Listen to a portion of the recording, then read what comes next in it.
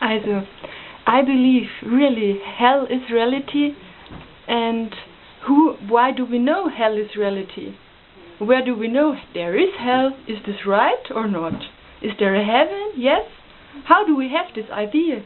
I got this idea from whom? Where do you have this idea from? That's a really interesting question, what?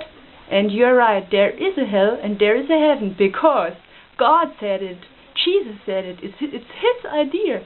So if you say, I want to come in hell, you're in the same meaning like God said. Jesus said it, and you say, yes, He is right, I want to come in hell.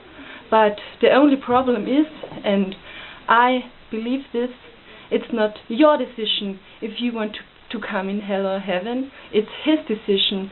And if you can choose to not to come to hell or to come to heaven, it's a great responsibility. And I'm so glad and I'm so happy that I'm in the